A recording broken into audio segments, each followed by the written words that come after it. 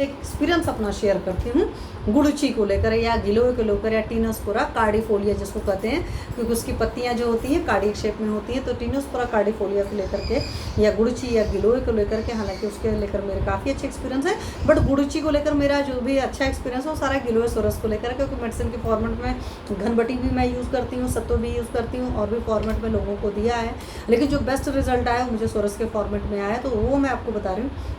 हमारी ऑफिस में हमारी मतलब जो मेड थी काम करती है, तो उसको बीच में फीवर वगैरह टाइप का हो गया, उसको कुछ और भी प्रॉब्लम्स हो गई थी।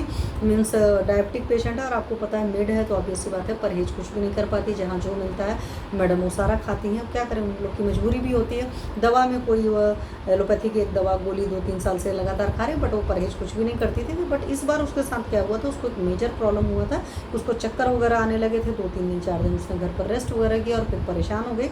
बाद में उसमें ब्लड टेस्ट वगैरह आया तो टाइफाइड बॉर्डर लाइन आया था, हो सकता था इस तरह का इन्फेक्शन है।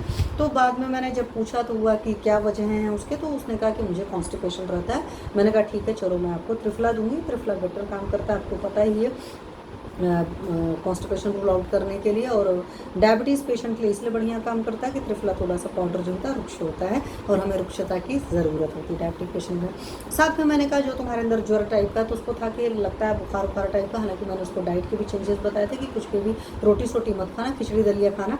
हालांकि वो भी उसने 2-3 दिन बाद रिवोल्ट कर दिया कि मुझे रोटी ही खाना, खिचड़ी दलिया मेरे से नहीं खाया जाएगा, ठीक है। तो मैंने बोला था उसको गिलोय ऑफिस में मैंने लगाया है, नीम के ऊपर लगी हुई, तो मैंने कहा इतना गिलोय ले लीजिएगा रोज़ और कूट करके बढ़िया से उसका पाउडर बना लेना, मतलब रस निकाल लेना या उबाल कर पी लेना। तो डेली उसने गिलोय पिया, 3-4 दिन 5 दिन पिया, और 5 दिन पीने के बाद उसने मुझे खुद बताया कि मतलब बॉडी में तो अच्छा लग ही रहा था, जो उसके अंदर ज्वर बना हुआ था उसमें आराम आया था। और उससे बड़ी बात मैं आपको बताऊँ, गिलोय जो होती है हमारी रस धातु पर काम करती है, तो गिलोय जो लेने को शुरू करने के बाद तो उसने बोला कि अब मेरे को यूरिन साफ आ रही है। मेरा कहने का मतलब है आप अपने डायबिटीज़ जो भी पेशेंट हैं उनको गिलोय अच्छे से यूज कर सकते हैं।